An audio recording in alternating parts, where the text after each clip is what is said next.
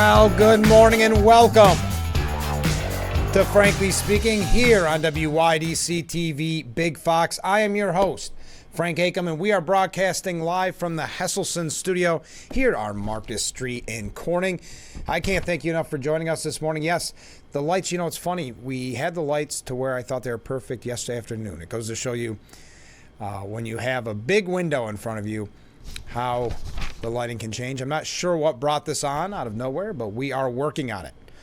We've got a few comments one comment from a viewer after yesterday's program. We have so much to get to this morning.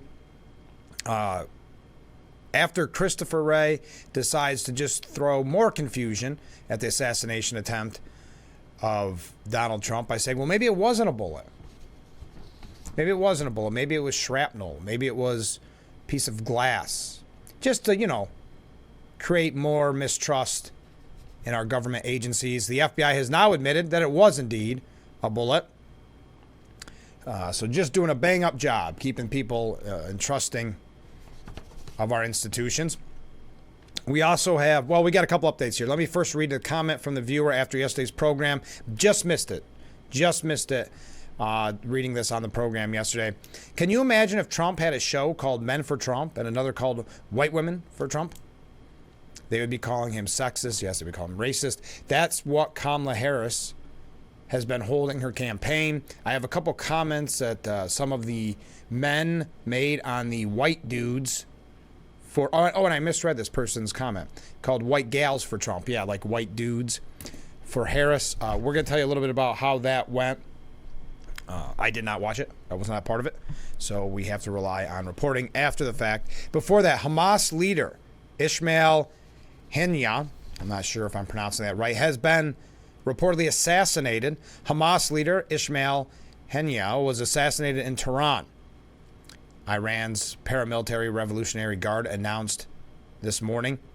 But nobody immediately claimed responsibility for the attack. Needless to say, Iran and Hamas blaming Israel for the assassination after Israel pledged to kill Haniyeh and other Hamas leaders over the terrorist group's October 7th attack on the Jewish state.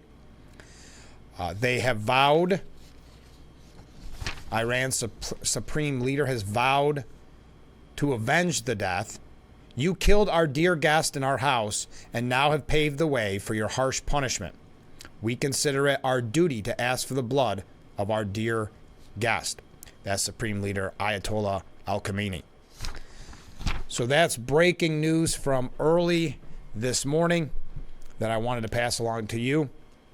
We also have some things, I'm not sure how to segue them in. At the beginning, in the past, we had a lot of stories. We'd start the show with maybe political corruption, or sometimes we just go through different categories. Sometimes at the end of the show, we try to get through some things that have no real segue to them. So I don't know how to segue, but this was interesting news to me. Norah O'Donnell will leave the anchor chair at the last place CBS Evening News after the election. This comes amid expected cost cutting by parent company Paramount. O'Donnell, who took over the seat in 2019, re-upped her contract in 2022, despite speculation that she would be replaced. Her salary, however, has been rumored to be substantially slashed from the $8 million a year when she was first hired. The show's ratings have also been in the tank during her 5 years in the anchor seat, plunging roughly 25% and cementing the newscast firmly behind rivals at ABC and NBC. One CBS insider told the New York Post she deserves to lose her job. I have watched her broadcasts in the past. Not overly, impressed or angry. Just a media update as we talk about media bias so frequently, and we see ratings plummet very often when that bias is evident, making no real difference to outlets like CNN specifically, continuing that bias pace with no real concern for the repercussions of people tuning out. Now, you perhaps saw this, but I don't want to miss this opportunity. Again, starting the show with stories that just cannot be segued to, but this is very important, and I know a lot of people have been thanking Congressman Nick Langworthy for this. He penned a letter to the Biden administration highlighting the risk of Hardinge, of that unit closing, which you may have heard of that breaking story yesterday. This is what the congressman had to say. Hardinge is essential to the success of Elmira's economy, providing high-quality jobs and contributing to our community's stability and growth. The potential closure of its super precision unit would not only impact local employment, but also disrupt critical projects for the Department of Energy that are essential to our national security.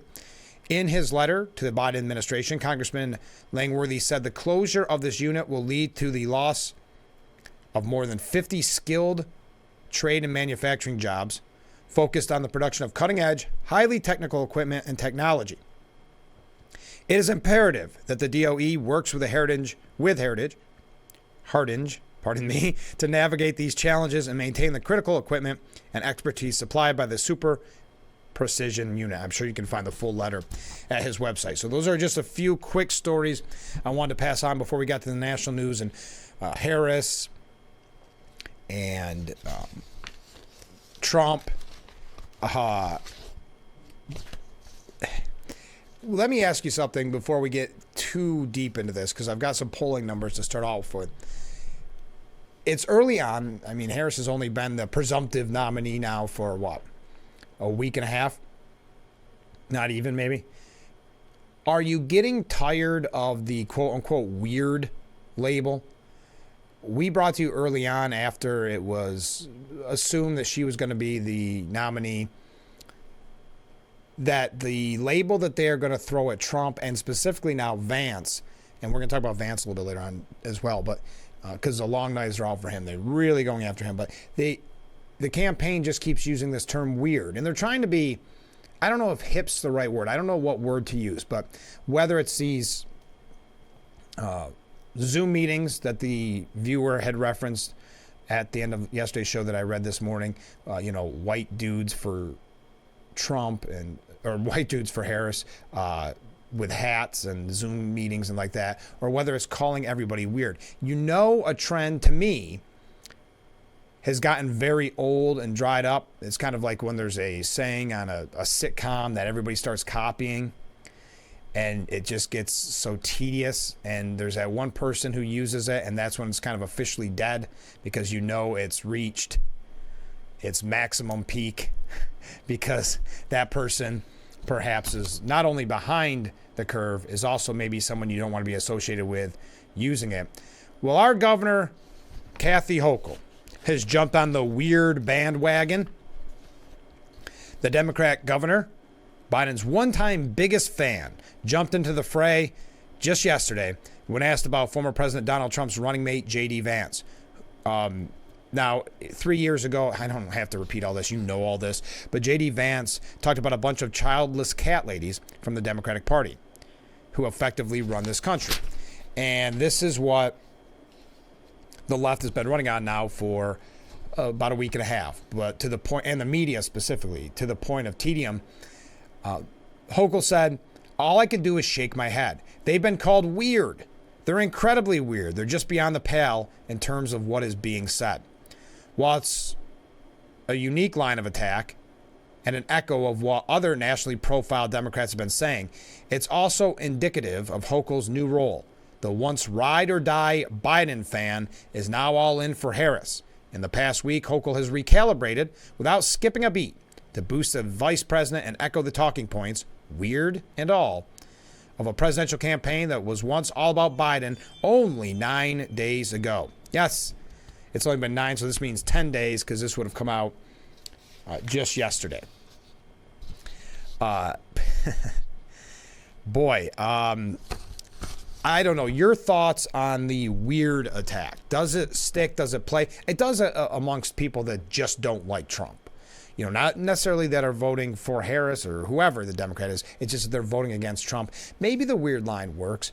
I hope, but I have my doubts, but I hope it goes away and we don't have to hear it constantly. Not because it's, I think, detrimental to Trump or Vance, just because it's getting so corny and cringeworthy to me. What are your thoughts about the weird statements? You can comment on that this morning. We also have you seen the attacks on Vance? They are getting full-throated. We'll talk about that as well. What else should I ask you about if you want to start off? Oh, did you know this? Like I said, tough to segue this morning, not after this first break. But we may have brought this up on the show in the past. I think a viewer had sent this in. But there's a report from Axios that some states are looking to bring back cursive, teaching students cursive. Do you know that in New York, or that New York is not currently one of them? In New York, they do not teach cursive instruction any longer. The report mentions from Axios that Iowa is one of the latest states to adopt the requirement that cursive be taught, which some have said is an outdated skill in our world of keyboards and smart devices, says CBS Albany 6. So New York, I did not realize that, or if I did, I had forgotten it.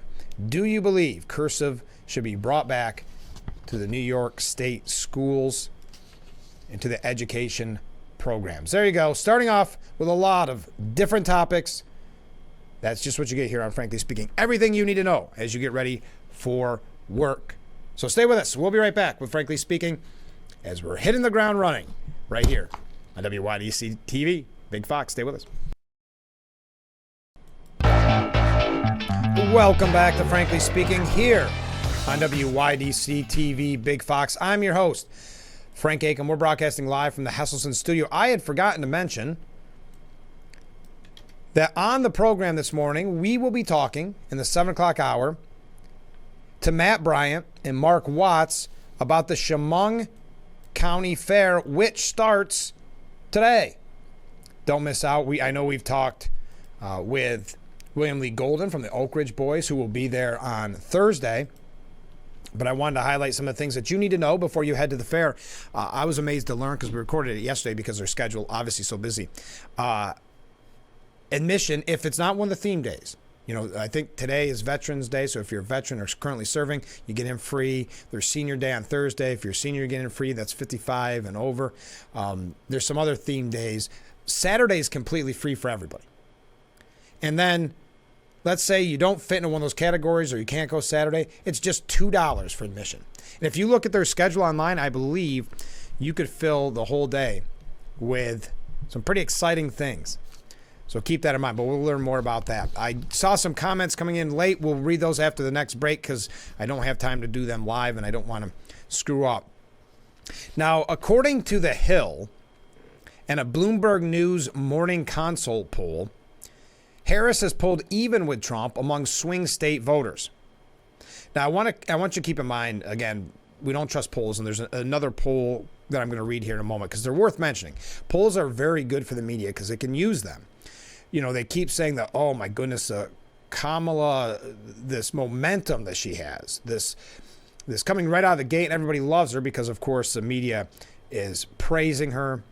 And then you can pull out polls like this in an attempt to show more momentum. Remember, big money helped her with that originally, throwing all that money her way right out of the gate to say, wow, look at how this is going. She's a star. Vice President Harris has erased Trump's lead in 7 key battleground states roughly a week after becoming the likely Democratic nominee. But I will say this is still the honeymoon period. Now, that doesn't mean the media is going to turn on her.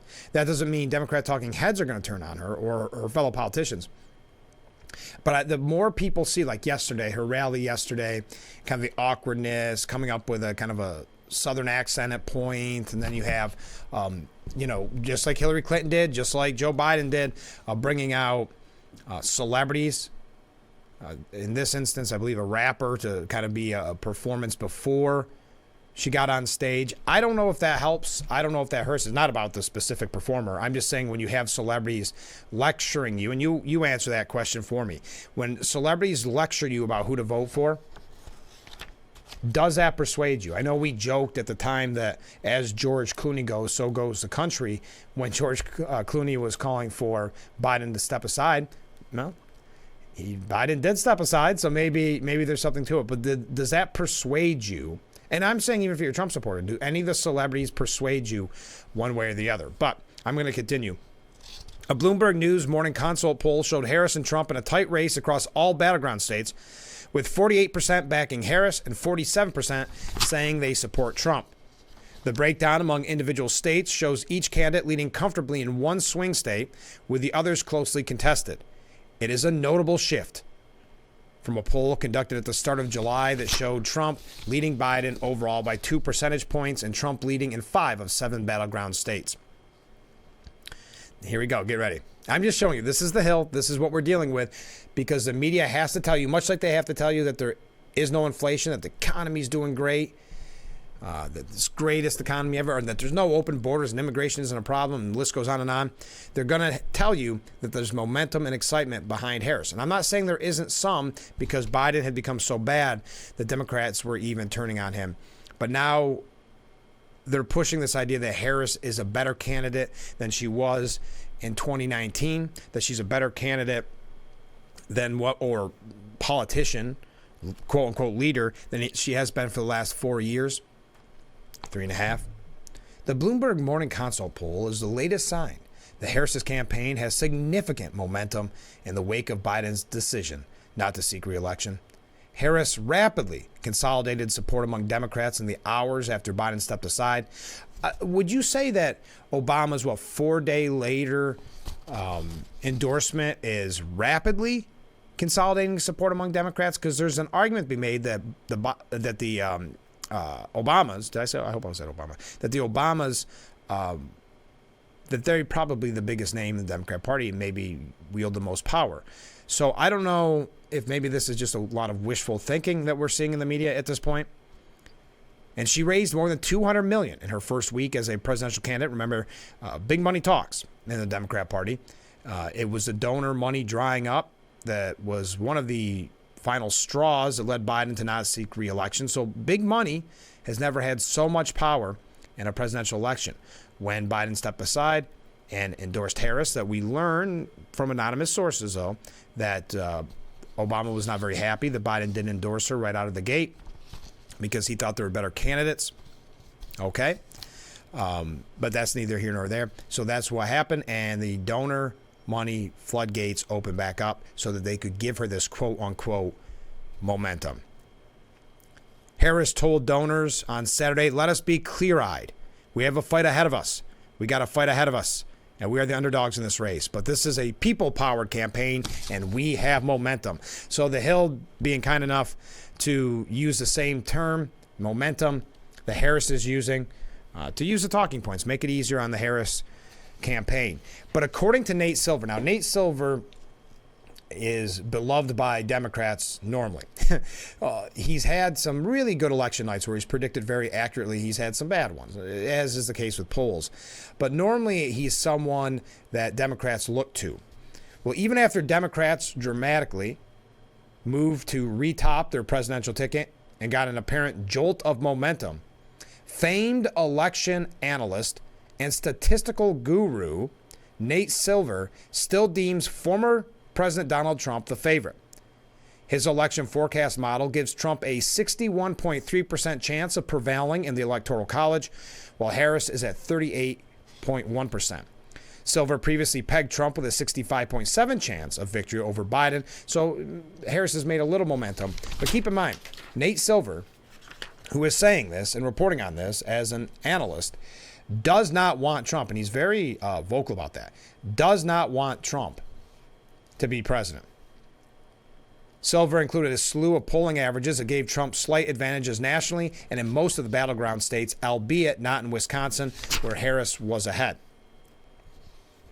Now, the analysis showed Harris rapidly gaining ground on Trump in most polling. His model also gave Harris a 53.5% chance of winning the popular vote compared to Trump's 46.5%.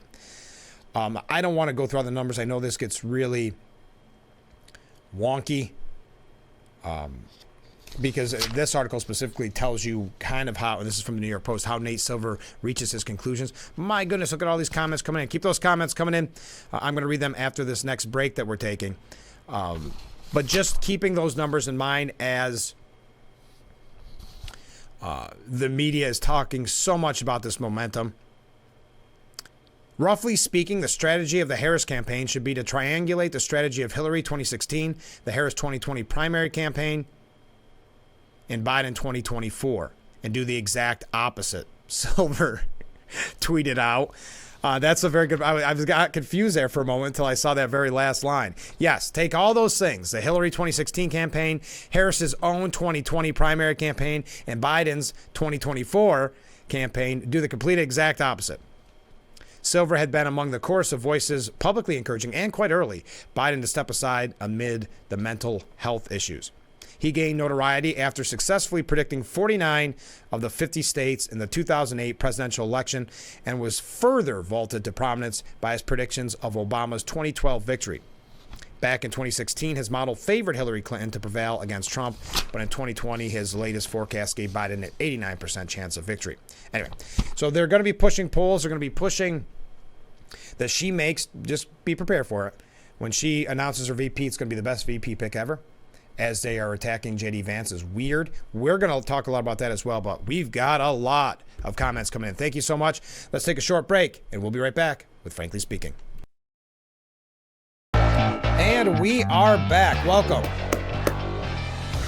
to Frankly Speaking, if you're just joining us. But we have so many comments to get to as we broadcast live from the Hesselson studio here on Market Street Recording. With regards, this is from a viewer, with regard to Norah O'Donnell losing her job and $8 million a year salary. I have a personal question for you. What do you invest and or spend your $8 million a year salary? Just so you're aware, I don't make $8 million. I don't know what you would do. To me, these annual salaries blow your mind. I would agree, especially with someone that I'm not trying to knock her specifically, because there's so many anchors. I mean, I remember what was it that Chris Cuomo was getting at the time, what News Nation offered him. I mean, these numbers are phenomenal, and it seems like unnecessary, I guess would be the word, to pay these people at that level for a job not really that well done. But continuing here, especially when the majority of the citizens earn so much less, of course. I mean, not even comparable. These large amounts are why the average American can't take their families to a major sporting event or concert without mortgaging their homes. Yes, when you look at the price they're paying some athletes, or some of the same celebrities that lecture us. I remember Bruce Springsteen used to lecture us about the one percenters when he was charging, what was like $150 for general admission, and that was 10 years ago. So yes, great point. Thank you. Another comment from a different viewer. What I don't understand is how the media gets away with the exact same word being used across all of the media platforms. A case in point was during the McCarthy scenario, where everything was Republicans are in chaos. Chaos was used all the time. Now we're hearing weird used a lot because Harris is using it, or you hear momentum because they want everybody to believe, no matter what you experience or feel, that there is a momentum behind Harris. So yes, you're exactly right. Then again, when just about every narrative is used by the media, people become numb to what is truly examples of nationally controlled media narratives. Yeah, I'm not going to say you have to do your research, but many people go to one, maybe two outlets, maybe watch one evening news and then one maybe morning news, something like that. So if you're not paying attention and not looking at the CNNs of the world, while also looking at the kind of the legacy medias, you're going to miss the fact that, why am I hearing this word over and over again? You're just maybe thinking it's just CNN saying it, or maybe it's just whatever outlet. I don't want to keep pointing out specific outlets, but I do believe people become numb to it. I think it's very much like when they kept telling us that the economy is doing really well. You become numb to it because you experience it, you witness it. But continuing, another comment from another viewer. Yes, we got a lot of comments coming in. Kamala Harris's honeymoon to end soon after she opens her mouth to questions. I think you're right. Here's my problem with that. Is she going to run like Biden from the basement? And I don't mean literally from the basement like Biden did. I mean, is she going to make sure that everything she does is either scripted, such as teleprompter speech like her rally yesterday, or if it comes to a point where she has to talk to the media, goes to friendly media outlets where she'll know what types of questions will be answered. Just like with the debate, Biden, of course, is mental acuity issues there, but Biden had to know even if he wasn't prepared physically and mentally, that certain questions were going to be asked. So you already have your talking points on that. So Harris is going to go to friendly outlets to make sure that she doesn't get the tough questions. Now, I know she keeps pushing. She wants to debate Trump.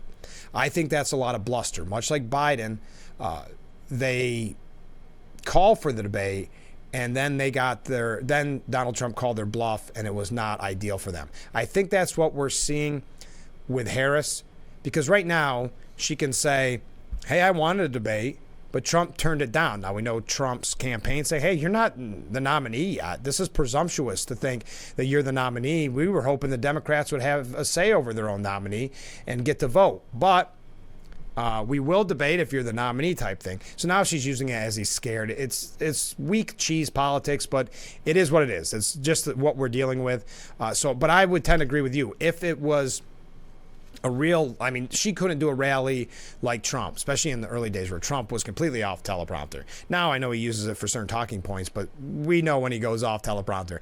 She's not going to do that. These speeches are all going to be very well prepared because she has that penchant.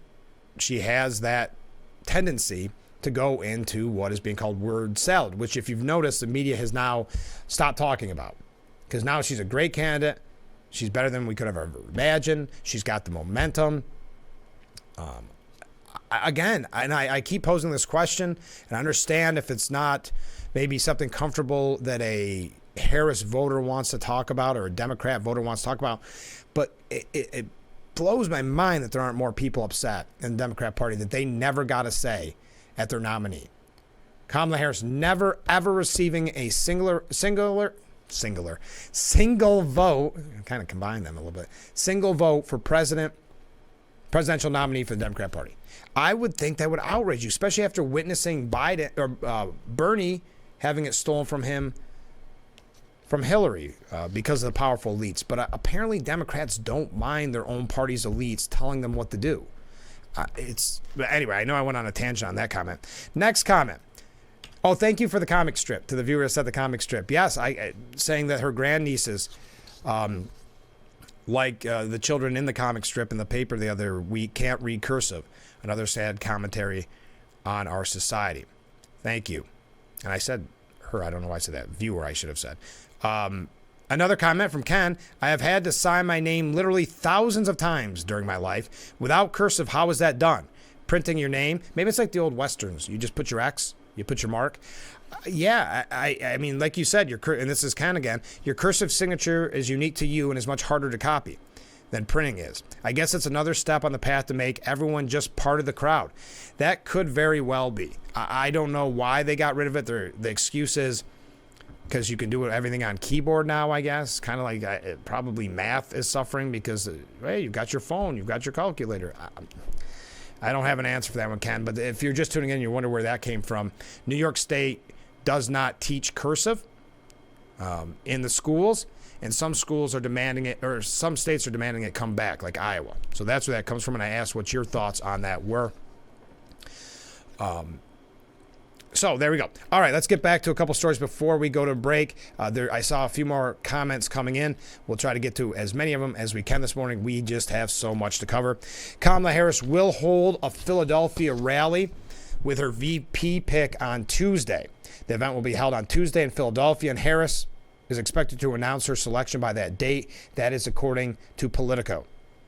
Following the unveiling, Harris and her vice presidential pick will campaign in 7 swing states in 4 days. Now, that's an impressive schedule, but again, going to be completely scripted. These aren't the old Trump rallies that were off the cuff. She'll be traveling to western Wisconsin, Detroit, Michigan, Raleigh, North Carolina, Savannah, Georgia, Phoenix, Arizona, and Las Vegas, Nevada after the Philadelphia, Pennsylvania event. That's, again, according to Politico. A lot of speculation on who she'll pick. And one of those points of speculation is that if she's having her first rally in Philadelphia, perhaps it's Pennsylvania Governor Josh Shapiro.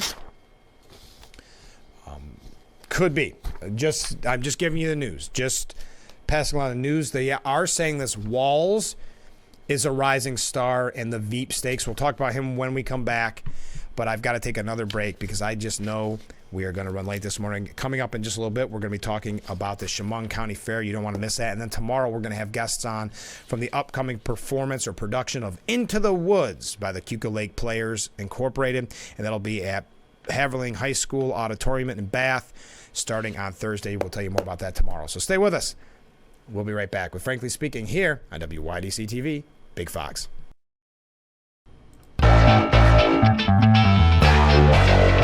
Welcome back to Frankly Speaking. We have a chatty morning ahead of us. This is great. We're getting so many great comments. I love this about the program. If you're new to the show, you can see the number on the bottom of the screen. You can feel free to reach out at any time. Let's get to them. From a viewer, most will be scripted in reference to Kamala Harris's campaign tactic and her speeches. She'll try to go off script, and that's where she'll trip up. Yes, and I think you'll see that maybe not at rallies as much, but with the media. Not great at answering a question. And remember, just go back to her 2020 campaign. It was really disastrous. She never made the Iowa. The only claim to fame is that she called her now boss a bigot during the debate, and that gave her a little momentum for a very short period of time.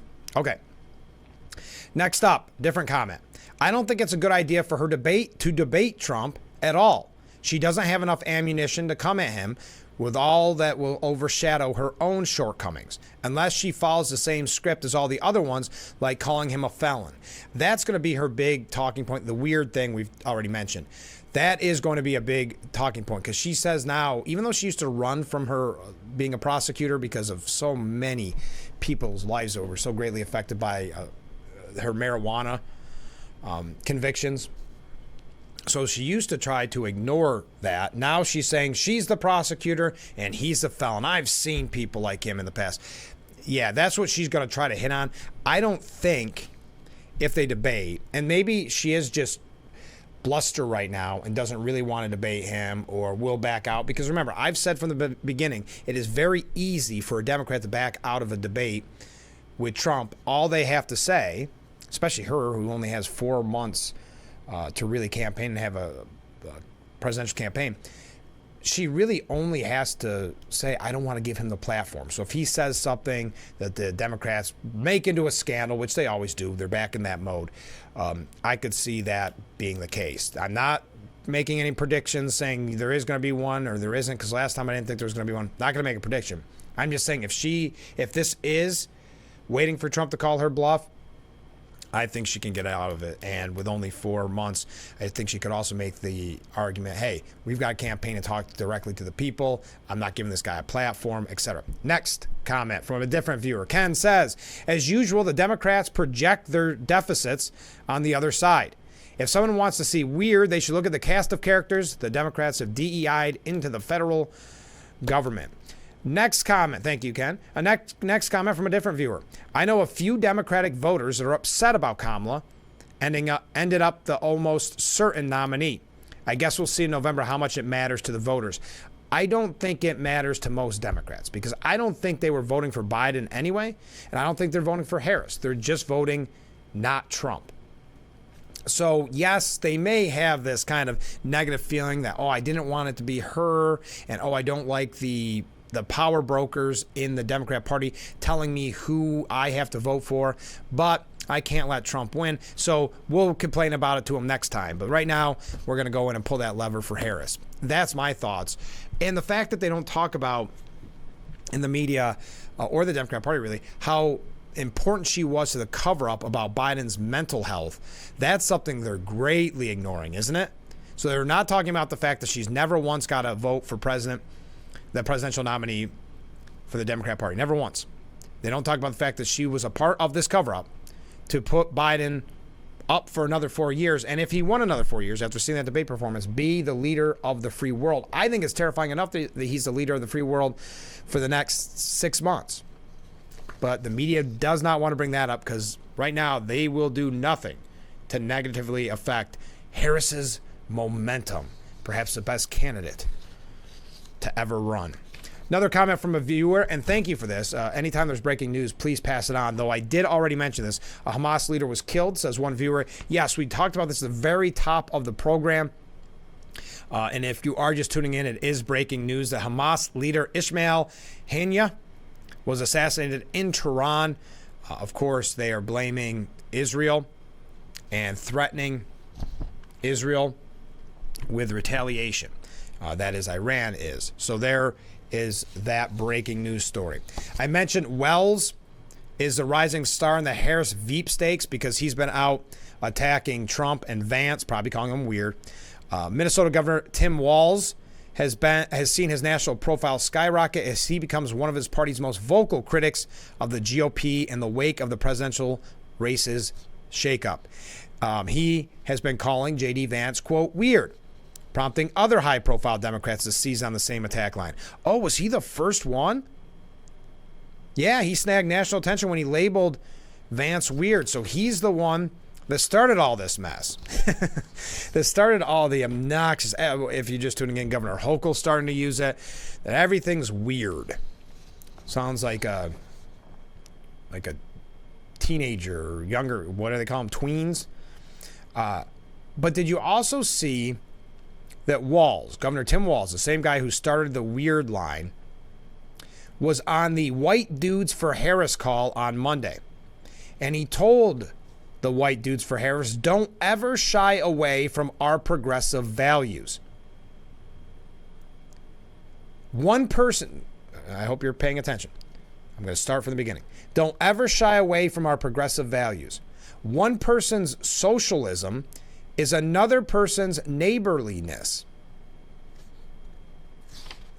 One person's socialism is another person's neighborliness. Okay.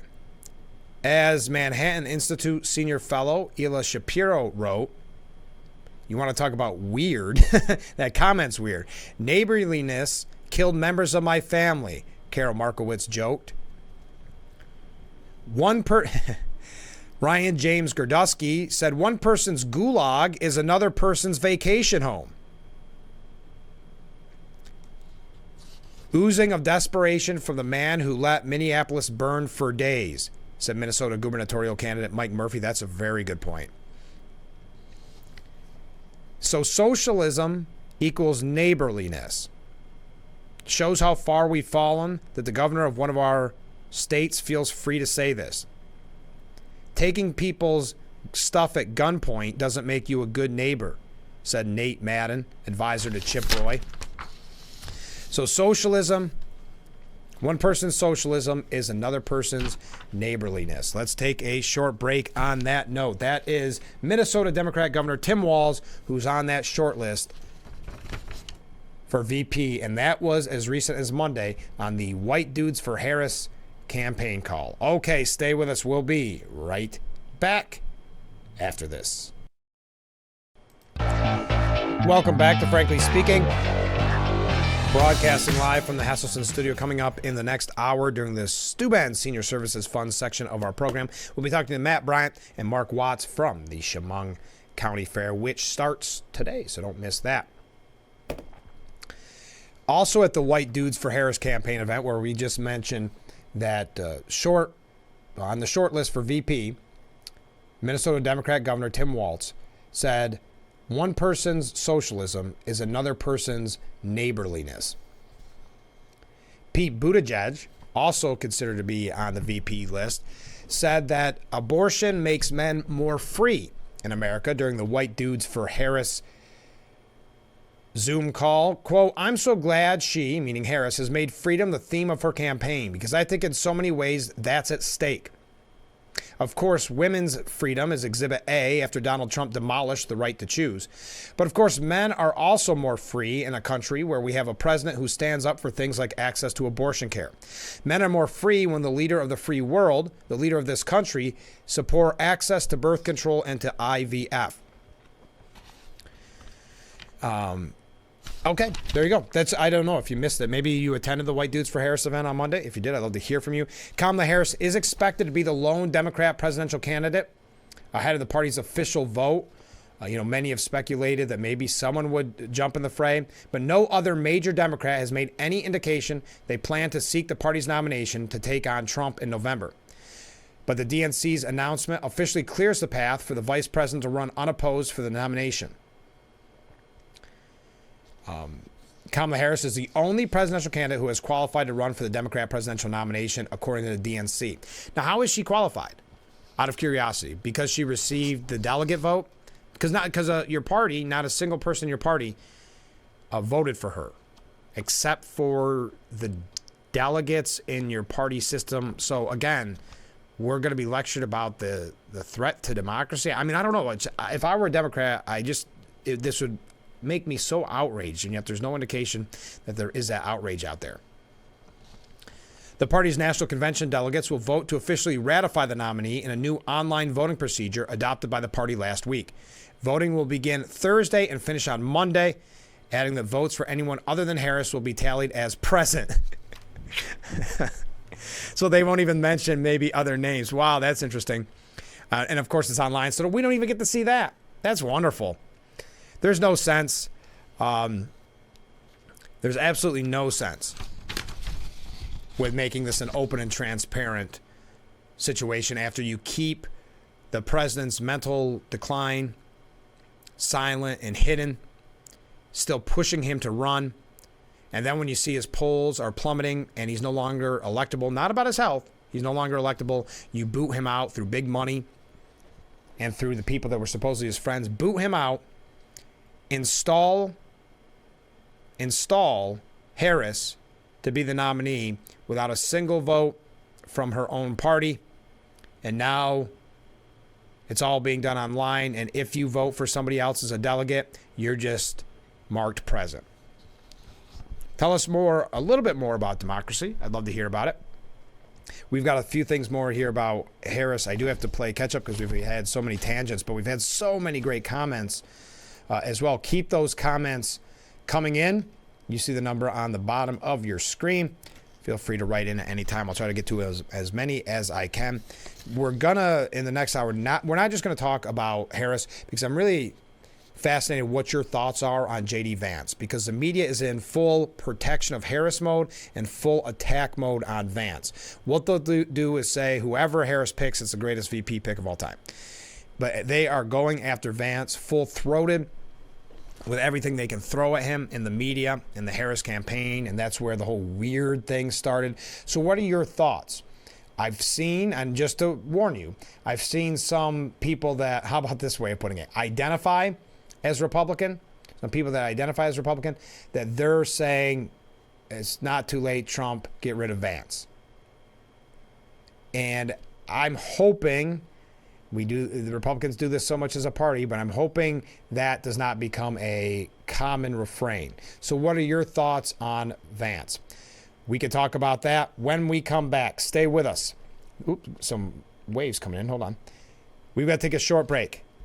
And then we're going to wrap up hour number 1 of a show that's going very quickly. So stay with us. And we are back with Frankly Speaking, broadcasting live from the Hesselson studio. Let's go to some more viewer comments. Got a great group of comments this morning. Weird is in the eye, and I'm assuming this is not an autocorrect, but if it is an autocorrect, it's hilarious. Weird is in the eye of the beer holder instead of beholder. But I wonder if that's autocorrect. But I like beer holder better. Weird is in the eye of the beer holder. Kamala tries to relate like she's talking at a cocktail party instead of to the American people like a presidential candidate. I think it's going to make her come across as weak, but it'll be quite a relief to not see her squint her eyes in the camera and talk like she's a whispering bully like Joe did. Another comment from a viewer. She's not very smart at relating to people or government management. Yeah, she is. She's always struggled with relating to people, going back to to her original presidential run, where again she received no votes to be the nominee.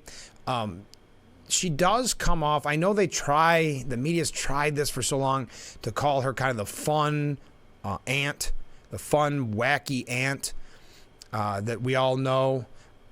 I don't think she comes across that way. That's what they try with some of her, trying to be hip with some of the slang that she uses, or young kids slang that she uses.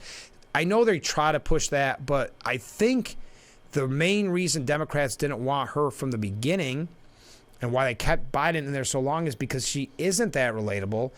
She's not necessarily that likable. So that's why from the beginning they've been, wow, so many more comments coming. That's why I think from the beginning they've tried to kind of rewrite. Again, the media is perfect at it. Democrats are perfect at it. Never mind what you're seeing. Believe what we're saying. And that's what James Bovard says. Do I have time for this? We'll see. Camouflage, he calls it. Democrats race to expunge the evidence of Harris's leftist history. Vice President Harris last year heartily condemned any effort to, quote, erase and even rewrite the ugly parts of our history. But she didn't mention that the ugly parts of her own record would be exempt from such a rewrite ban. Now a tidal wave of camouflage has engulfed the presidential contest as Harris's entire career is being miraculously expunged, or at least purified, in a craven evidence-rigging stampede by media outlets and supposedly nonpartisan scorekeepers. Harris plainly ascended to the nomination thanks to a de facto coup of Democrat Party kingpins and donors. Yet the Washington Post on Sunday hailed these moves as, quote, the most spectacular transformation in recent American political history. A flashbang midsummer swap at the top of the presidential ticket. That was an actual quote from the Washington Post, folks. Perhaps the paper should change its motto to democracy dies as a spectator sport, given its effusive praise for the Democrats' willingness to sideline their own primary voters. They never like their primary voters. It goes back to Bernie and before Bernie. But anyway, in 2019, Harris was hell-bent on a national fracking ban that could have crippled U.S. energy production. When Trump bashed her on that last week, she recanted, but Politico headlined its coverage with Harris campaign pledges she won't ban fracking after Trump accusation, implying that it was Trump slandering her. Centrist Democrat is a label of the moment for Team Kamala apologists, and even supposedly neutral sources are falling in line. GovTrack, one of the most frequently quoted sources in Washington, boasts on its webpage its mission of tracking the U.S. Congress to make our government more open and accessible, except for when the tracking could cost the Democrat votes. In 2019, GovTrack labeled Harris, quote, the most liberal senator, further to the left than even Bernie Sanders. But this month, you're never going to believe it, they deleted the webpage that says so. A single year was not sufficient to create a reliable portrait of the activity of legislators, they declared. Perhaps Harris was taken hostage in 2019 as an imposter, casting Senate votes for endless budget-busting boondoggles in her name. Are we also obliged to forget that Kamala's hard-left position helped wreck her gold-plated first presidential run, which failed to win a single Democrat delegate? In 2020, as looters and arsonists ravaged Minneapolis, Harris urged people to donate to the Minnesota Freedom Fund to help post bail for those protesting on the ground in Minnesota. Her appeal effectively exonerated anyone committing violence or other crimes, portraying them as worthy of speedy release from jail. But the bail fund paid to release rapists and child molesters and future murderers, not just looters.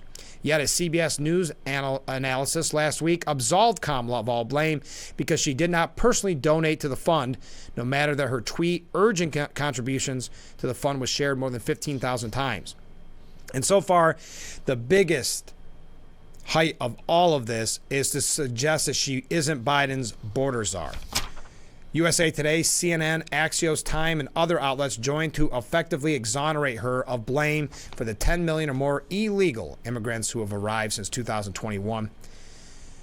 In his televised farewell mumble last week, Biden sought to bury Harris's failure by falsely claiming border crossings are lower today than when the previous administration left office, despite the online videos and all the facts. Republicans will never be able to make a case against someone who was an innocent bystander to her own career. What a great way of putting that. James Boulevard. All right, we were out of time. We were out of time about a minute and a half ago. So first hour is through. Stay with us for hour number 2. Our guests, Matt Bryant and Mark Watts from the Chemung County Fair, and plenty left to talk about, so you won't want to miss a minute.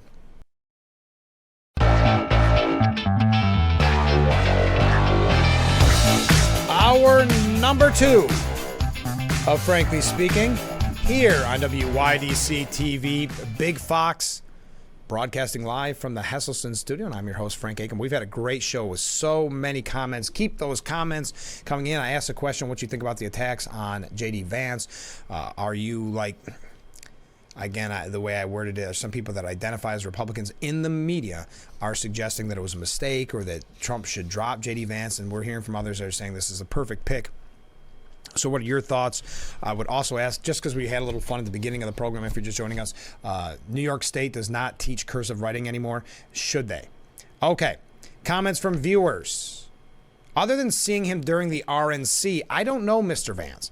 I was, however, impressed with the way he handled himself. I did too, and I will say it seemed like a little bit of a bonus to me that if his wife becomes involved and gives speeches. Now, I'm not saying that she is. I don't know the answer to that, but I thought she did such a wonderful job explaining her husband. But we knew even back then that they were going to try to portray back then, what was it, a month ago? Back then they were already calling him weird. That's the label they're putting on him. And I think one of the reasons they started that is because his wife did such a great job of explaining who he was and showing that personal dynamic. So I'm really hoping she gets on the campaign trail, but she may not, and that's not really her job at all.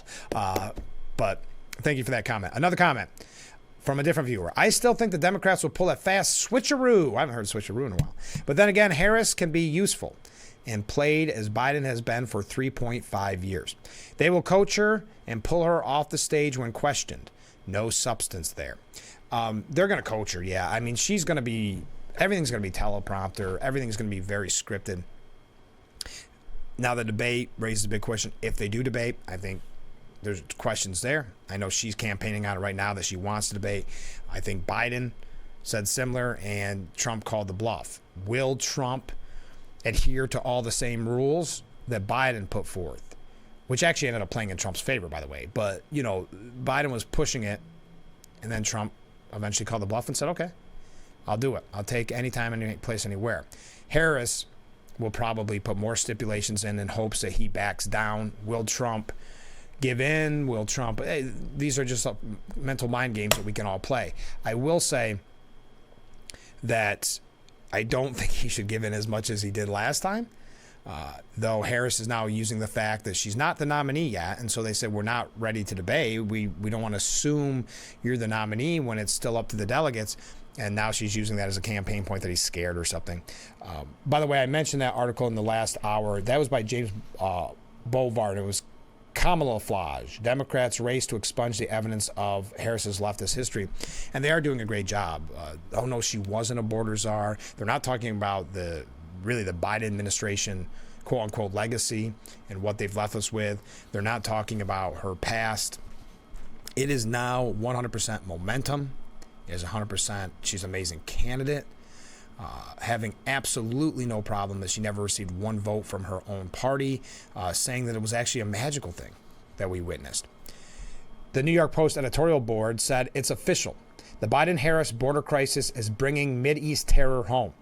As revealed exclusively by the New York Post, 3 Palestinian migrants with possible links to terror groups illegally entered the country in July. One of the trio had a photo on his phone showing a masked man brandishing an AK-47.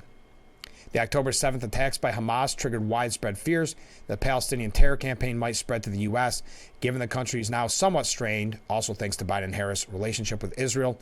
This ugly news suggests those fears were justified.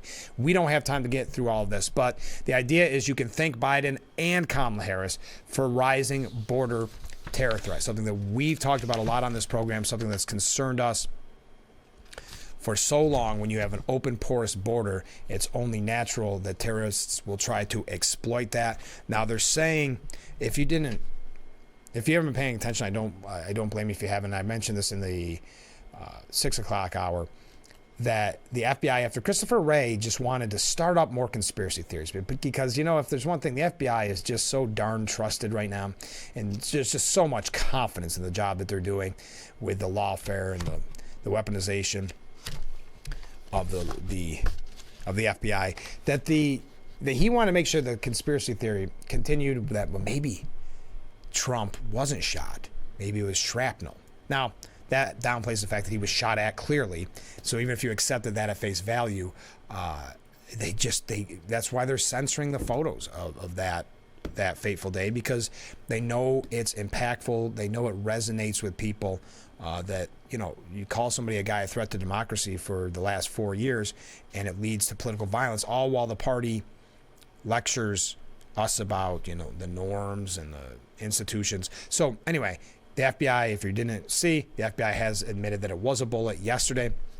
But also and again, it's not really, I don't want to get into that yet. I want to wrap up on Harris, and then we'll talk a little bit about Secret Service. Kamala Harris, this is from the New York Post editorial board as well. Kamala Harris's $5 billion green bus failure shows she can't even handle the small stuff. In 2022, Harris was front and center, screaming about how wonderful it was that the feds were poised to burn about $5 billion over 5 years to build electric school bus fleets as part of the 2021 infrastructure package that Biden signed into law. Now, fewer than 7% of the districts initially set up with the program have actually completed the switch to electric vehicles. Huge numbers of districts have withdrawn from the program because their school boards opposed it or because of the costly infrastructure upgrades necessary to change the buses. The project never made fiscal sense. As one superintendent put it, this only makes economic sense if the bus is paid for with a grant like we received. The cost is so prohibitive that the cost savings are not worth it. And I know we talked about this a lot, about the school buses, especially with Assemblyman Phil Palmisano. So I don't want to get too much into this. I just wanted to mention this, that, that the bipartisan infrastructure law, that you want to talk about a waste of money. I don't want to talk too much about the bipartisan infrastructure law, but I mentioned this quickly with Assemblyman Phil Palmisano. I went on a trip to Albany, and it was so fascinating to see those big metal signs on the side of the road that maybe say next exit here, or, they're not cheap, right? I saw at least 2, maybe 3 on my way to Albany in construction zones that said this stretch of road being worked on thanks to the bipartisan infrastructure law, signed by President Biden or something like that. The money that was wasted. But anyway, Kamala Harris was part of that $5 billion green bus failure that will continue to be a failure as they try to push through that initiative. Okay, now let's move on. Well, after this break, we're going to move on to Donald Trump, his campaign. There's so much to get to. Also, your comments. But before that, No, I'm good. No. We're going to talk to Matt Bryant and Mark Watts, but not coming up next. We will be talking to them about the Chemung County Fair in just a moment, but stay with us. We'll be right back with your comments and a lot more to discuss, this time about President Trump. So stay with us. This is Frankly Speaking here on WYDC TV, Big Fox. And we are back with Frankly Speaking, broadcasting live from the Hesselson studio. Coming up in a moment, the Steuben Senior Services Fund section of our program, where we'll learn all about the Chemung County Fair. First, from a viewer, I think they don't like Vance because it's a normal person. He's not one of the elite. I love to hear him speak, and you're exactly right. There is a piece by Holly Redder. And I've also got to say, thank you for all the comments this morning. Maybe if you're just tuning in, you think, wow, that's a low amount of waves. We've had so much to say. The waves have been pushed to the side. Though I did receive a good amount of waves here, 6. Those are all over text. But it's just been great comments. But to that viewer's point, Holly Redder says, with Trump's choice of J.D. Vance, he sent a message to millions in the forgotten class. And this is it's quite a lengthy piece. And she goes through and points out specific case studies, if you will, of people, of these forgotten Americans. Trump talked about it so often in his rallies back in 2016, the forgotten men and women that resonated with so many people. When Trump chose J.D. Vance, chills went down my spine. Now, Holly Redder represents District 27 in the Missouri State Senate. She said, because I knew it sent a message to those from backgrounds like mine that anything is possible, and where they are is not where they need to stay.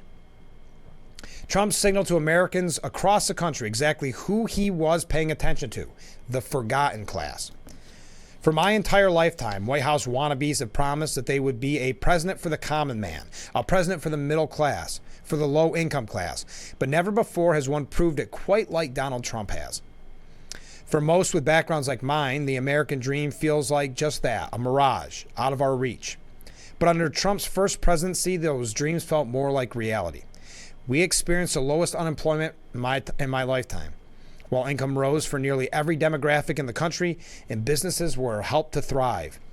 It was a billionaire from New York that became the greatest champion the middle class has ever seen. Today, I serve as a state senator in Missouri. Every day, I meet with voters who feel forgotten. With his vice presidential pick, Donald Trump signaled to my constituents and to millions of others, no more. In Washington, D.C., a town full of career politicians and trust fund babies, Donald Trump picked the scrappy kid who grew up below the poverty line and created a life for himself and his family. Someone who pulled himself out, but didn't forget where he came from.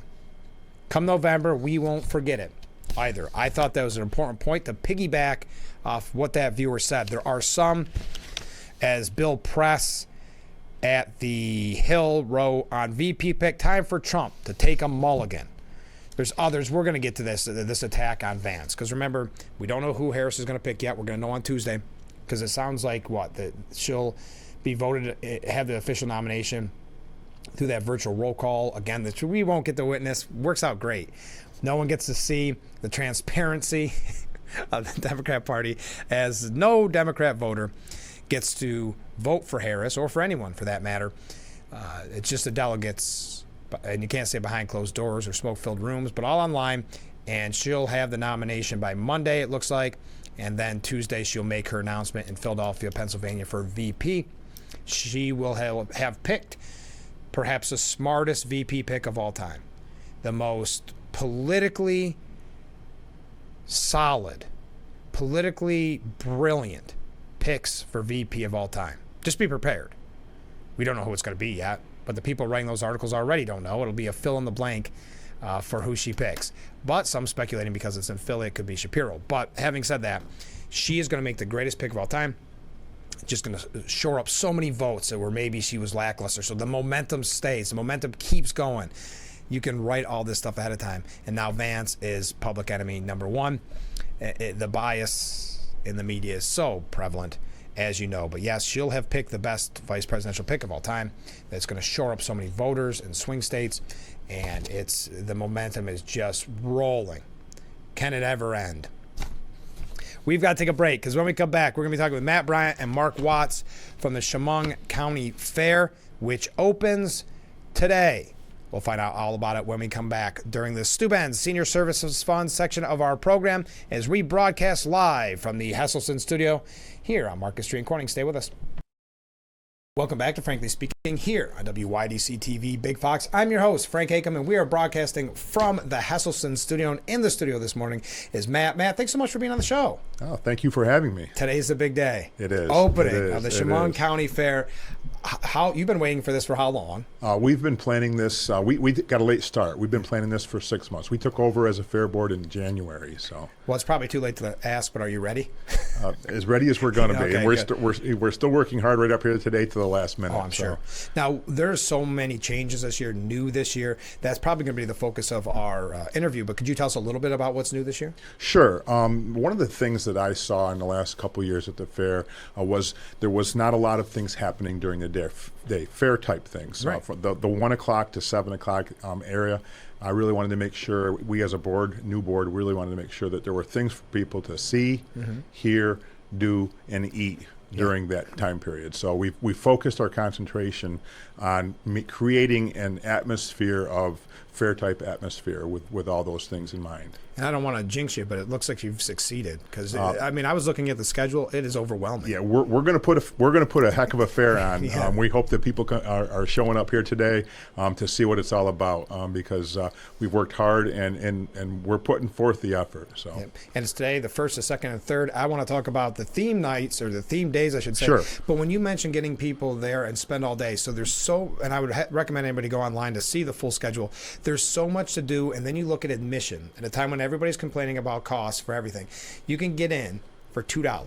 Yeah, we looked at that and said we need to get the general public, the Chemung County and beyond people back to the fairgrounds. And we said the only way to do that is to drop that price, make it affordable, real affordable to come, and give them something free when they come for that $2. So that was our big push. And let's say someone's out there that says $2, that's too much. I can't believe everybody would say that. Saturday, everyone's free. Yeah, so Saturday we sponsored it. So yeah, Saturday there is no gate charge. Yeah. So yeah. That's unbelievable. Good for you, because if you want to get people back to the fair, I can't see a better way of doing it. Yeah, there's no reason not to come to the Chemung County Fair. We've partnered with C-Tran, and there's tickets available for bus tickets for folks. So it's fantastic. So what's the reaction been when you broke the news? Because I know you've had numerous news conferences and you've been really forthcoming with everybody about the changes. What's the reaction been? Completely positive. Yeah, it's just amazing the amount of people, both the community and the businesses in the community that have come behind the fair. Our sponsorship from the community has just been unbelievable this year. The outpouring of support has been just fantastic. Well, we don't even have the time to read all the sponsors, but again, I'd recommend people go to the website, because you can tell the business community, the community in general, wants this to succeed. Absolutely. And Absolutely. And the fair board that we have, the brand new fair board that we have, 12 active members are all pouring their heart and soul into this, want it to succeed. They've come from all different areas of the community and brought forth all the different ideas that they've heard in their various areas. Well, and you can tell there's so many different things each day. Let's talk about the theme days. Let's start right today. Yeah, today is Veterans Day. So any current service people or veterans of the service, there's no gate. Yeah, It's free. It's free. Yeah, so just come in with some sort of identification that shows that. One guy asked me, "Can I bring my dog tags?" That'll work. Come on in. So what a great idea, and supporting our veterans, of course. And then Thursday's a big night. That's Senior Day, but it's also senior being 55. 55 is kind of. Oh, is that the cutoff? Yeah, that's the cutoff. So yeah. And we talked to William Lee Golden from the Oak Ridge Boys. He's obviously excited to come back and play the Chemung County Fair, but that's going to be a big day. Yeah. So one of the things we did talk about was not only bringing a big act like the Oak Ridge Boys in, but a lot of local acts as well. So each day there's going to be at least two local bands playing free on the Midway. Wow. And for example, on Thursday we were talking about it. That there are going to be 5 different bands playing at the Chemung County Fairgrounds. So Doc Cavallero is going to be on the south end. We have the Brothers Unknown at the north end. There are a couple of young guys. If you want to get into, today, if you want to get into some heavy metal, the Bowery Boys are playing today before the demo. So all kinds of music. Yeah. Oh wow, I didn't realize that. Oh yeah, and then tomorrow, like I said, Trevor Clark, Crossroads, Doc Possum at the car show down there, and then the Clark Jackson Band, and then the Oak Ridge Boys. And the Oak Ridge Boys, I mean, this is their farewell tour, so this is a really big get. And I'm sure that's not that easy to start that process. No, and it was quite a process to get them, and we are the only New York show that they're coming to. So it's the only New York show on their schedule. Well, like I said, and William Lee Golden already made it sound like they're going to do Elvira in the theme of Elmira. Yeah, and so that was pretty cool in your interview. Yeah. So, and also that day, this goes to show how you thought outside the box. There's even bingo hosted by the Elmira Heights American Legion. Absolutely, yeah. We put a huge tent up, and we're going to be hosting bingo throughout the day, dollar boards, and we have additional handicap parking right next to the bingo tent, so folks can come in and walk 20 yards and be ready to play. So, and how popular have these become? The Demolition Derby is like everybody's favorite. It's one of the big draws for our fair and many fairs is the Demolition Derby, and we're proud to continue to sponsor one of those. Oh, we didn't even mention what Friday's theme day was. So Friday is first responders. Okay. Yeah, great. Yeah. So any first responders, again, with credentials, you come in and your gate admission is waived at that point. So. And then on Saturday is Family Day. Everyone can attend the fair for free. There is zero gate charge on Saturday. So walk in. You've got to expect pretty big crowds, I would think. We're hoping. Yeah. We're hoping. Like I said, we've tried to make it so there's no reason not to check out the Chemung County Fair. Right. So. And it's important too. I just wanted to highlight while I've got you, the Oak Ridge Boys are playing on Thursday. I know a lot of people are looking forward to that. There are still tickets, but people better react somewhat quickly. You don't want to miss out on that. Yeah. So I think like the first 2 rows in the down on the floor are sold out, but there's plenty of seats left. Right. Yeah, right. absolutely. So don't not show up, but I'm saying make sure that you get your tickets so that you can go see the amazing Oak Ridge Boys. And that day as well, Doc Possum, our buddy from Frankly Speaking on the Salvation Army Telethon, he's going to be there, like you mentioned. So many local bands, so many things to do. So let me ask you the toughest question before we go. What are you looking forward to the most? I'm looking forward to seeing the crowds of people come in and walk through and see some of the different things that we've brought to the fair. You know, we've got an artisan village where we have a sawmill, and we have chainsaw carver, and we have a chuck wagon, we have a trapper's cabin, and just a lot of different old school things. And right adjacent from that, we have the Chemung Valley Farmers Museum, which is there's over 4,000 artifacts from local farms and from the 1800s on in there. So if you have never been to the Chemung Valley Farmers Museum, take a walk through that. It's absolutely incredible. And what's neat about what you're doing, because you mentioned getting the fair feeling back, nothing says summer like a fair, right? I mean, it's synonymous with summer. It is. And you have set up something for people to look forward to, because it's gotten to the point where reading the schedule, this may not even be just a one-day event. You might want to go a few times this week. That's how much there is absolutely. You know, depending on your what you're interested in. Right. My belief is that you probably will miss something if you come one day. There's that much stuff there from north, south, east, and west. Is there anything that people, before we go, need to know what they should expect? You know, just kind of who, what, when, where, and why? Sure, yeah. So the gate that you want to come in with, if you're driving, gate 1 is going to be open, and it's free parking on the infield. So that's going to be the one drive-in gate. If you're bringing a truck and trailer to an event, if you're bringing a tractor or a derby car, you're going to come in gate 5. All the gates will be open, but the rest of the gates will be walk-in gates. There's a lot of free parking around the fairgrounds, but we're going to have free parking also on the infield. Oh, that's great. Yeah. Well, best of luck. I know you guys have put a lot of work into it. I've got the logo's great, by the way. That's our new logo with our #1 sponsor, Nels Tractor, on it. So we really appreciate them and all our sponsors. Yes. And I would recommend everybody go online and check out all the sponsors, because so many people are involved to make this a success, and you've been working very hard on it. So best of luck. I know it's going to go great, because there's just too much to do to miss out on the Chemung County Fair. I appreciate it. Thank you. All right. We'll be right back with Frankly Speaking. Stay with us. Back to Frankly Speaking here on WYDC TV, Big Fox, broadcasting from the Hesselson studio. And we're not done talking about this Chemung County Fair, because I forgot a lot of things. And so now we're being joined by Mark. Mark, thanks for being back on the show. Oh, thanks for having me. We missed so much, so tell him that that's my fault. I'm the interviewer. I'm supposed to remember. So tell us about, there's a lot involved with 4-H and horse shows and also horse race. Tell us about that. Yeah, on Wednesday from 12 to 4, we're going to have the Sire Stakes come in.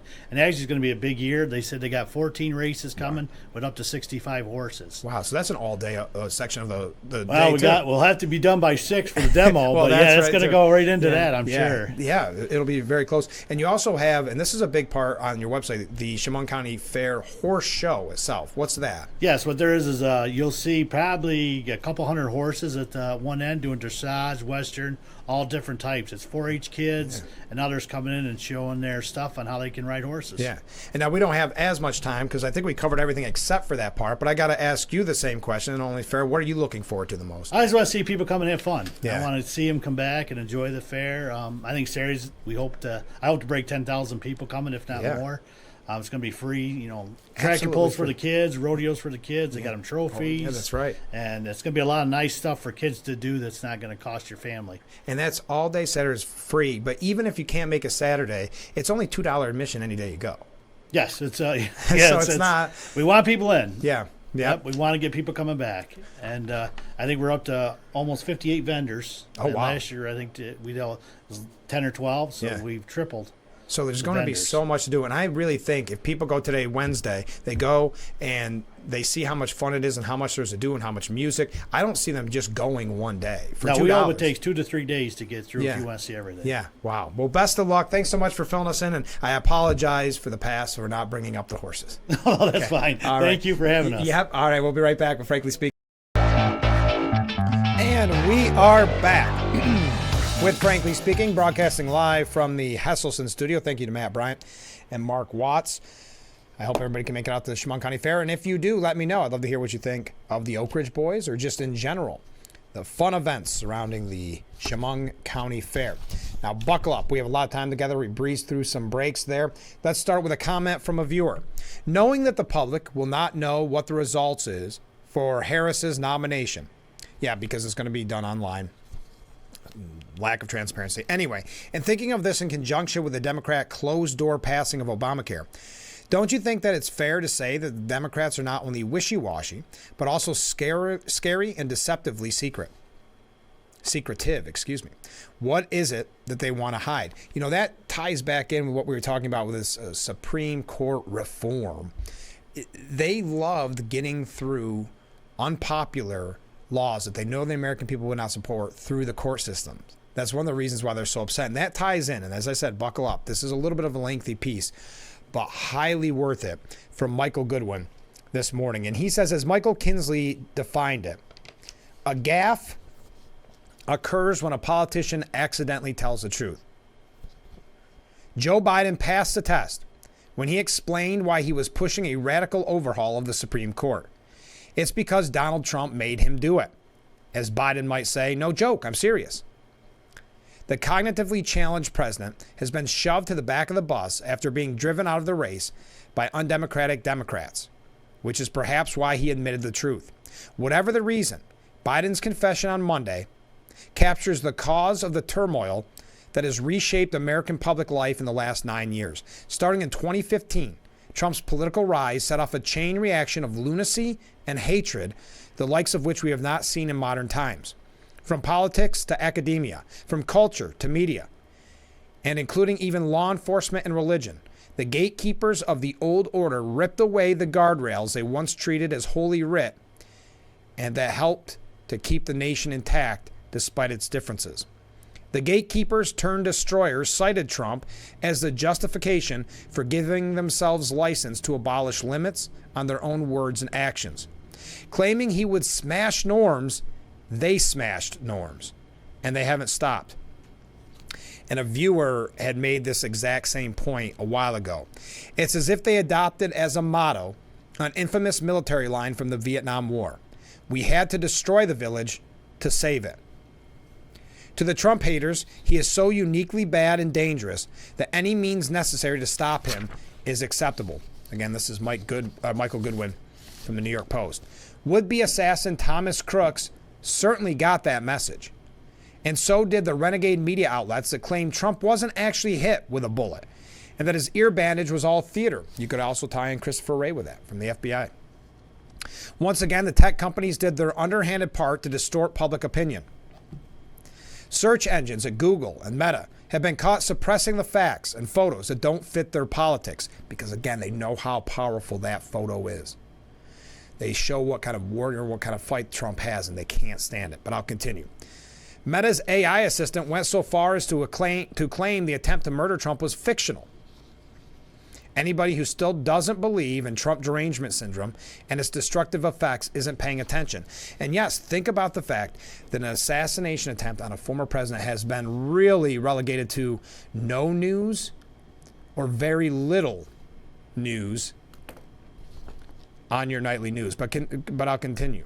Consider the actions of the Democrat prosecutors who rewrote national history by using law enforcement and the courts to charge and try a former president. It's the stuff of banana republics, but they haven't stopped even though he is now the opposition party's presidential candidate. Fearful he'll win, they're still trying to get one more trial in before the election. Trump is no angel, but are there no limits to their jihad against him? Michael Goodwin says he believes it began back in 2016 when the New York Times abandoned any kind of standard of fairness, and I have referenced this numerous times on the program. Jim Rutenberg began a column by saying, quote, if you're a working journalist and you believe that Donald J. Trump is a demagogue playing to the nation's worst racist and nationalistic tendencies, that he cozies up to anti-American dictators, and that he should be dangerous, or he would be dangerous with control of the United States nuclear codes, how the heck are you supposed to cover him? Under ethics guidelines of most major media, anyone with that kind of bias would not be permitted to cover Trump. But that's not how the then editor of the Times saw it. The then editor, Dean Banquet, said the column nailed it and convinced him that the struggle for fairness was over. Banquet saying at the time, I think that Trump has ended that struggle. I think we now say stuff, we fact check him, we write it more powerfully that it's false. Banquet is too modest. He, not Trump, ended the struggle over fairness. He did it by letting every so-called reporter express an opinion. Many of them openly called Trump a liar from that day forward. Bakewit is no longer the editor, but his decision shapes the Times we see today. Every supposed news article drips with opinion. And I would say it's not just the Times. Michael Goodwin writes for a newspaper, so he's focused more on the print. But I'd say you see it on the CNN. I've mentioned this numerous times on the program. You go to CNN's website right now, you would think it was Harris's campaign website. It's a reminder that once standards are eliminated, they're not easy to restore. Sadly, other outlets have followed the Times over the fairness cliff. The widespread collapse of public trust in major media has been the inevitable results. Nor is it a coincidence that the Obama-Biden administration also went down its own corrupt road in 2016 to block Trump. Recall, it used the CIA and FBI to spy on him and try to stop him from beating Hillary. In 2020, the Biden campaign tapped its deep state contacts again to protect Joe by calling the disclosure on son Hunter's laptop a Russian plant. So now half the country doesn't trust either of those essential institutions. Nice work, Democrats. Yet the Trump haters haven't backed off because their strategy works often enough. Biden, for example, claimed in his Monday speech that he was forced to call for radical changes to the Supreme Court because the GOP has, quote, weaponized the confirmation process. That would be hilarious if it weren't backward. What he really means is that the GOP under Trump had the votes to confirm 3 nominations. See, when Republicans gain power, the rules have to change because Democrats are always entitled to win. And if you're just joining us, this again, Michael Goodwin. If Biden were telling the whole story, he would admit that the confirmation requirements were first lowered under former Senate Majority Leader Harry Reid, a Democrat, when Biden was vice president. Reid worked with the White House, did it to get more Democrat nominees on the court. Republicans at the time warned Reid he would regret the power play. Reid has since died, but his successor, they're escalating again by coming directly for the Supremes, proving they are still willing to tear down the nation's most trusted institutions if they don't get their way. And if you recall, it was always said at the time when Trump was in office that he was destroying the norms and destroying our institutions. Thus, Biden, after protesting that, quote, I have great respect for our institutions and the separation of powers laid out in our Constitution, claimed that extremism is undermining the public confidence in the court's decisions. Not surprisingly, that extremism amounts to Supreme Court rulings Democrats don't like. His remedy is to replace lifetime tenure with 18-year term limits, a constitutional amendment to overrule the immunity finding, and an enforceable code of conduct for the justices. Biden's plan is little more than a campaign device so Harris can run on something other than her awful record. But the larger truth is that the plan is the latest example of Trump haters using him as an excuse to do the things they once said could never be done, or should never be done, and managing to keep a straight face while accusing him of destroying American political life. I thought that was a very powerful piece by Michael Goodwin, and that's what I wanted to bring to you. And since we had a little extra time this morning, I thought it appropriate. Now let's talk about J.D. Vance. We've received some comments from you, and I appreciate it. The media is in full attack mode on J.D. Vance. You have Bill Press at the Hill. He writes, pardon me, got a frog in my throat. Hold on. He says, as any father would tell you, as much as we always try to support our kids, there are times when you have to tell them, look, you know I love you, but on this matter, you're just plain wrong. And that's what he says Trump should have said to Trump Jr., because many speculated that it was his friendship, Trump Jr.'s friendship with J.D. Vance, kind of catapulted J.D. Vance over some more, for lack of a better word, tested politicians. But as many people have said on this program, that wasn't the case. It was looking for someone that was there for the forgotten men and women of the country, not the politicians. And I had speculated at the time it was an assassination attempt where Trump said, you know what? And we had viewers say this too. We're going to do this our way. We're going to do it the right way for the American people. Now, Bill Press says, what a mistake. Vance is the least impressive and most damaging vice presidential nominee since Sarah Palin. Now, don't you think that's funny that this goes to show you the bias, that Palin was damaging to McCain. How many people, and you can weigh in on this if you'd like, how many people voted for that ticket just because of Palin? McCain, another example, just like Mitt Romney, just like Jeb Bush, the list can go on, where the Republican elites told Republicans that this is our only chance of winning. And what would happen every time? They would lose. It's the same elites that the Republicans got frustrated with and fed up with and decided, never mind what you keep telling us that's wrong every single time. Like Bill Kristol, remember him? He got every single prediction wrong in that election. He said Trump would be out before Iowa. And yet he's still confident enough to go out there and make wrong predictions over and over again. But it's people like that where Republicans said enough is enough. We're going with the winner. Not the Jeb Bush that you keep telling us about, that it's got to be our only chance of beating Hillary. We saw this play out where the Republicans said enough. Enough of the ways of always doing things and losing. Republicans have a history of liking to lose, the elites anyway. That's why I'm surprised, because that was really, Trump was part of that, we define the Republican Party now, not the elites. That's why I'm surprised the Democrats don't take up a similar mantle as first with Bernie not having a chance because the system was fixed against Hillary. Hillary was going to win. And now we see Harris getting the nomination without a single Democrat vote for her nomination. I would think that they'd eventually say enough with the party elites, the kingpins telling us what to do. But again, Democrats may just be used to it because there's a history there of the Democrat elites not trusting their own voters. They don't trust the American voter, but they don't, specifically if you narrow it down, they don't trust their own voter. We'll continue. He says, Bill Press, that Vance isn't even as lively and funny and capable as Palin. Did anybody on the Trump campaign bother to check Vance's acid comments about Trump in the past? And I don't want to go through all this because they keep pointing to the cat lady comment, which you've heard over and over again. But what he says is even the country's most powerful conservative media outlet, the Wall Street Journal editorial board, recoiled at Vance's catless ladies comment. I think this is supposed to say cat ladies comment, but calling it the sort of smart aleck crack that appeals to white men but turns off the suburban women Republicans need to win. Trump made his first big mistake by nominating J.D. Vance. He's making his second by keeping him on the ticket. On his pick for VP, it's time for Trump to do what reportedly he often does on the golf course. Take a mulligan. Dump Vance. Pick somebody else. Okay. Here's another prime example. This is why I had so much issue with Nikki Haley. Not Nikki Haley necessarily the person, like Nikki Haley, but the reason I didn't like her candidacy. Because when you have people that never want to see a Republican win ever again, and specifically not Trump, we're supposed to listen to him when he tells us to pick a different VP. That should raise some huge red flags there.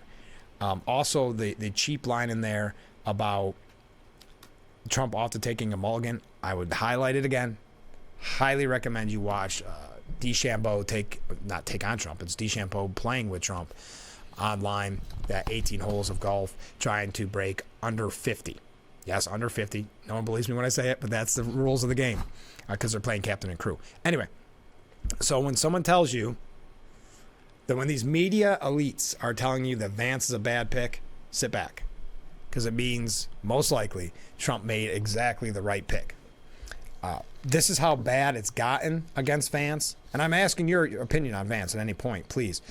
MSNBC political analyst Molly Jong-Fast argued that J.D. Vance's recently unearthed comments criticizing childless cat ladies reveals that Vance has a racist vision for America. Now, you might not like what Vance said. You may say, boy, this is going to dominate the news cycle and it's annoying. Maybe you just don't think it was at all ever a good message. That's fine. But did you read racism in it? During an appearance on none other than Morning Joe, of course, Jong-Fast was asked to respond to Vance's politically damaging comments. Jong-Fast reacted, "What's interesting is this natalism that comes from an Arthurian playbook, right?" I like how everybody in the media now says right at the end of things. White children, right? That's the idea. That there need to be more white children, right? That's the idea. This is about great replacement theory racism, right? This is what this is. So don't misunderstand it for him wanting more children. He wants a certain kind of racist thing. So if you thought it'd been a while since you heard all the charges of racist dog whistle for everything that's said by a Republican, well, if it has been put on the back burner, it's back with a vengeance.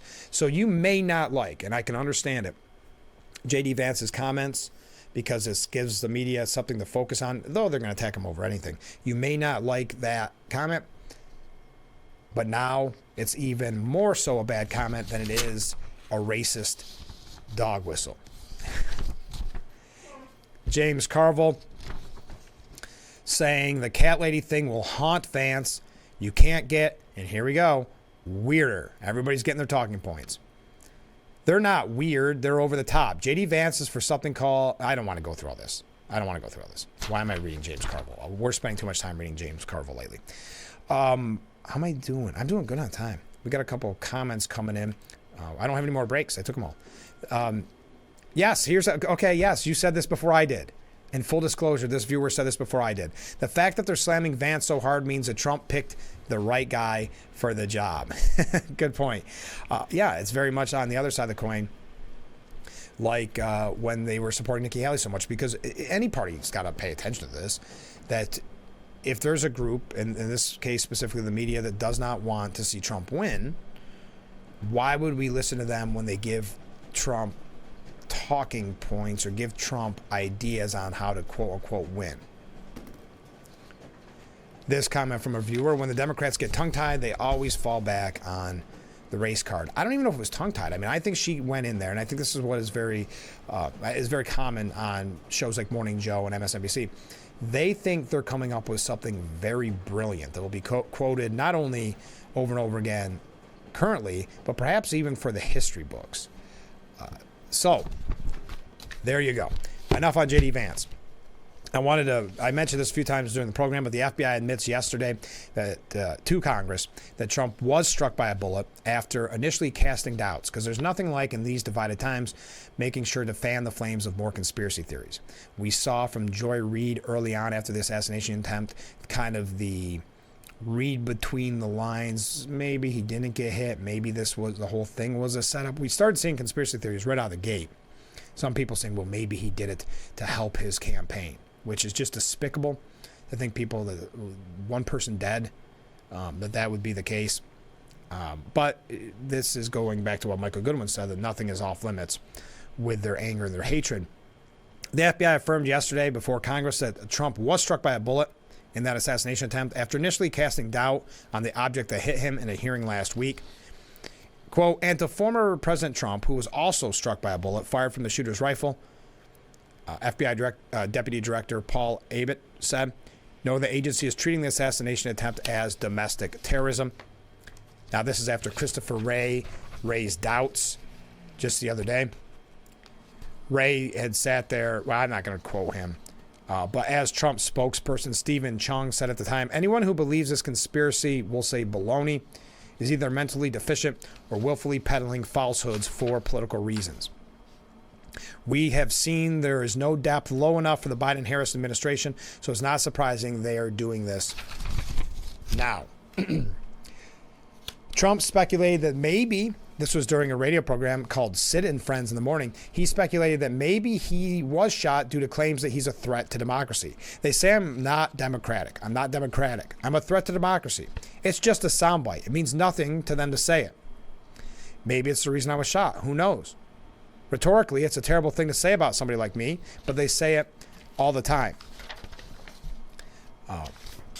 Now, we also learned during this from the Deputy Director Abbott, I think we're experienced a range of returns because some of the applications that he was using online were encrypted in nature. The FBI has gained access to some of his emails, but some of the encrypted communications remained undecipherable. Graham, was this Lindsey Graham maybe? I don't know who Graham is who was asking this question. But Graham said if he were talking to some foreign power And I don't think any foreign power would hire this guy, by the way. So I'm not overly worried. But if this was some great ploy or plot by the Iranians, how do we solve this? Abbey said, Senator, as we've been saying, we need a solution that provides lawful access. Here's a good point from a viewer. Talk about weird, since weird is the word of the day. How about Harris doing nothing about the border for 4 years? I would say that is weird. That is a very good point. Weird. Wow, all these waves coming in. Weird. Yeah, it's and I appreciate your joke. It is getting tedious, especially when it gets to the point where Governor Hochul is using it.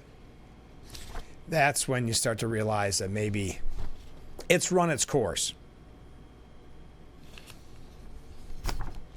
We are out of time, and I've got other comments coming in, but Trump urges supporters to go after Meta and Google over their alleged assassination attempt censorship, like we keep saying. That was such a powerful image. They don't want this. It's why the media doesn't talk about it anymore. I expected at least 5 takeaways from the FBI talking to Congress yesterday about the assassination attempt on CNN. Nothing. There was nothing there. But he said, go after the big tech companies. Now, I love that the big tech companies say no bias at all, just a pure accident. And you say, how is it always an accident, an innocent accident, but only going one political way? Isn't that interesting? Trump also said on Tuesday he thinks that the White House, they're being made by a group, the decisions are being made by a group of fascist, communists, and Marxists. I'm the opposition of a threat to democracy. They're a threat to democracy. I mean, look at what they just did, talking about the coup that put Harris in with not a single vote by a Democrat. Now, we are out of time. Hey, here's just something as a quick note. The Daily Mail did this expose on Barron Trump, the youngest son of Donald Trump, and interviewed some of his classmates. What did we learn? He is funny, sociable, and mysterious. How can he be all those 3 things? Anyway, that does it for today's edition of Frankly Speaking. Thank you to Matt Bryant and Mark Watts for telling us all about the Chemung County Fair. If you're able to make it out, please let me know how much fun it is. It looks great. I'm going to try to make it out at some point this week. Just so much to do, so much to see. I know the Oak Ridge boys will put on a great show if that is up your alley. Highly, highly recommend it. On tomorrow's program, we're going to be talking to members of the cast of Into the Woods coming up this weekend at the Haverling High School Auditorium, actually starting tomorrow. So we'll be talking to them on opening day on their first performance. Have a great day, everyone. We will see you tomorrow morning. Thank you for all the comments. Great discussions this morning. We will talk to you tomorrow morning, bright and early, starting at 6 a.m. with Frankly Speaking, only on WYDC TV. Big Fox, we will see you then. I look forward to it already.